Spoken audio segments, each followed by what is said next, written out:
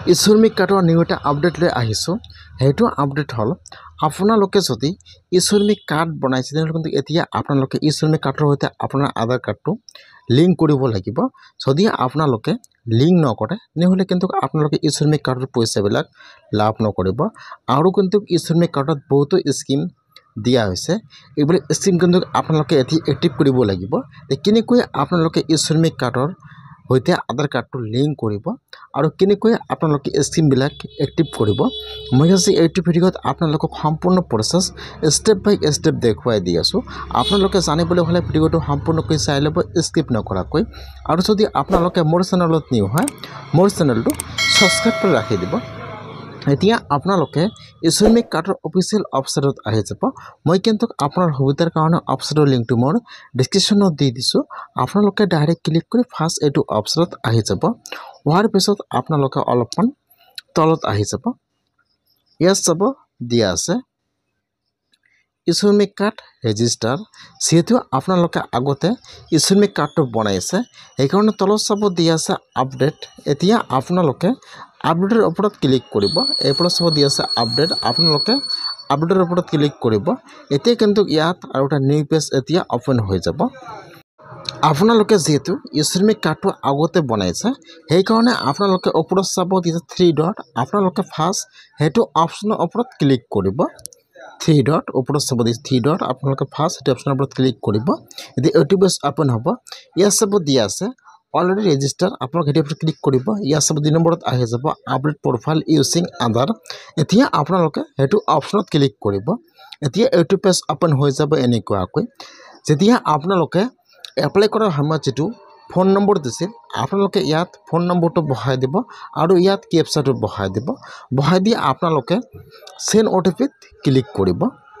ইয়াত চাব দি আছে ইণ্টাৰ মোবাইল নম্বৰ বহাই দিব, কেপচাটো বহাই দি চেণ্ড ক্লিক কৰিব। আপোনাৰ ঘৰত OTP আহি যাব। তাৰপিছত আপোনালোকে OTPটো সেইটো ঘৰত বহাই দিব। OTPটো বহাই দি আপোনালোকে এতিয়া ছাবমিটৰ ওপৰত ক্লিক কৰিব। যেতিয়া আপোনালোকে OTPটো বহাই দি ছাবমিটৰ ওপৰত ক্লিক কৰিব এতিয়া এইটো পেজ অপেন হ'ব। এতিয়া যিটো আপোনাৰ আধাৰ কাৰ্ড নম্বৰ আছে ইয়াত আপোনাৰ আধাৰ কাৰ্ড নম্বৰটো বহাই দিব। ইয়াত চাব 3টা অপশ্যন দিয়া আছে ফিংগাৰপ্ৰিণ্ট, LRIS আৰু OTP। ফাৰ্ষ্ট ইয়াত আপোনাৰ আধাৰ কাৰ্ড নম্বৰটো বহাই দিব।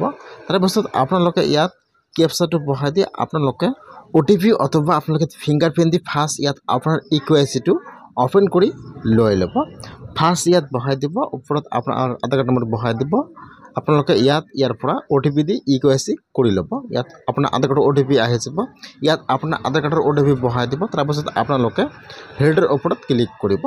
এতিয়া আপোনাৰ প্ৰফাইলটো ইয়াত অপেন হৈ যাব এনেকুৱাকৈ। ইয়াত নাম, ইয়াত আপোনাৰ ফটো আহি যাব এইফালে এনেকুৱাকৈ। আপোনালোকে এতিয়া সেইটো বক্সত টিক মাৰ্ক দিব নালাগে। তলত দি আছে আপডেট ইকুৱেচি ইনফৰমেশ্যন। এতিয়া আপোনালোকে আপডেটৰ ওপৰত ক্লিক কৰিব। ইয়াত চাব তলত দিছে আপডেট ইকুৱেচি। এতিয়া আপোনালোকে আপডেটৰ ওপৰত ক্লিক কৰিব। যেতিয়া আপোনালোকে আপডেটৰ ওপৰত ক্লিক কৰিব এতিয়া কিন্তু ইয়াত আপোনাৰ অপশ্যন আহি যাব ইয়েছ, আপোনালোকে ইয়েছত ক্লিক কৰিব। যেতিয়া আপোনালোকে ইয়েছত ক্লিক কৰিব এতিয়া কিন্তু ইয়াত আৰু প্ৰফাইলটো অপেন হৈ যাব এনেকুৱাকৈ।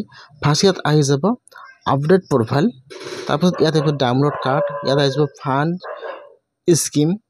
ফাৰ্ষ্ট যদি আপোনাৰ কিবা ভুল হৈছে তেনেহ'লে আপোনালোকে আপডেটত ক্লিক কৰি আপোনালোকে এবাৰ আপডেট কৰি লৈ ল'ব পাৰিব। আৰু যদি আপোনালোকে এতিয়াও কাৰ্ডটো ডাউনলোড কৰা নাই তেনেহ'লে আপোনালোকে ডাউনলোডত ক্লিক কৰি আপোনালোকে আপোনাৰ কাৰ্ডটো ডাউনলোড কৰি লৈ ল'ব। আৰু ইয়াত চাব 3 নম্বৰত দি আছে ফাইন স্কিম। এতিয়া কিন্তু ইয়াত শ্ৰমিক কাৰ্ডত কিন্তু বহুতো স্কিম অপেন কৰি দিয়া হৈছে। ইয়াত চাব কিন্তু বহুতো স্কিমৰ নাম আহি যাব এনেকুৱাকৈ। এতিয়া আপোনালোকে ইয়াৰ পৰা যিটো স্কিম ল'ব বিচাৰে আপোনালোকে ইয়াৰ পৰা সেইটো স্কিম ল'ব পাৰিব। ইয়াত চাব 1 নম্বৰত দিয়া আছে, ইয়াত চাব দিয়া আছে ফাইন এলিজিবল স্কিম। আপোনালোকে ডাউনলোড ক্লিক কৰি আপোনালোকে ফাৰ্ষ্ট কাৰ্ডটো ডাউনলোড কৰি ইয়াৰ পৰা লৈ ল'ব। তাৰপিছত ইয়াত চাব বহুতো স্কিম দিয়া আছে। আপোনালোকে ইয়াৰ পৰা যি স্কিম ল'ব বিচাৰে আপোনালোকে ইয়াৰ পৰা স্কিমবোৰ ইয়াৰ পৰা ল'ব পাৰিব। ইয়াত ফাৰ্ষ্ট চাব দিয়া আছে ফাইন এলিজিবল স্কিম। আপোনালোকে ফাৰ্ষ্ট হেডত ক্লিক কৰিব। ইয়াত এইটো পেজ অপেন হৈ যাব এনেকুৱাকৈ। আপোনালোকে ফাৰ্ষ্ট হেডত ক্লিক কৰিব। ইয়াত চাব দিয়া আছে এমপ্লয়মেণ্ট এণ্ড আনএমপ্লয়মেণ্ট।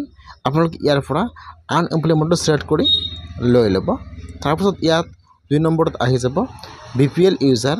ইয়াত আহিছে ইয়েছ আৰু ন আপোনালোকে ইয়াৰ পৰা যদি BPL হয় তেনেহ'লে আপোনালোকে ইয়েছত টিক মাৰ্ক দিব আৰু যদি আপোনালোকে BPL নহয় তেনেহ'লে আপোনালোকে ইয়াত নোট টিক মাৰ্ক দিব তলত চাব নোট টিক মাৰ্ক দি আছে আপোনালোকে ইয়াত নোট টিক মাৰ্ক দি দিব তলত আহি যাব মাইনৰিটি যদি আপোনালোকে মাইনৰিটি হয় তেনেহ'লে আপোনালোকে চিলেক্ট কৰি ল'ব ইয়েছ আৰু যদি আপোনালোকে মাইনৰিটি নহয় তেনেহ'লে আপোনালোকে চিলেক্ট কৰি ল'ব ন ইয়াত কিন্তু বহুতো স্কিম দিয়া আছে আপোনালোকে এবাৰ স্কিমবোৰ চাই ল'ব ইয়াৰ পৰা যদি আপোনালোকে ই-শ্ৰমিক কাৰ্ড বনাইছে তেনেহ'লে আপোনালোকে আজি আপোনাৰ আধাৰ কাৰ্ডটো আপডেট কৰক যদি আপোনালোকে আপোনাৰ আধাৰ কাৰ্ডৰ সৈতে আপোনাৰ ই-শ্ৰমিক কাৰ্ডটো লিংক নকৰে তেনেহ'লে কিন্তু আপোনালোকে ই-শ্ৰমিক কাৰ্ডৰ বেনিফিটবোৰ লাভ নকৰিব সেইকাৰণে আপোনালোকে অতি সোনকালে আপোনাৰ আধাৰ কাৰ্ডৰ সৈতে আপোনাৰ ই-শ্ৰমিক কাৰ্ডটো লিংক কৰি ৰাখি দিয়ক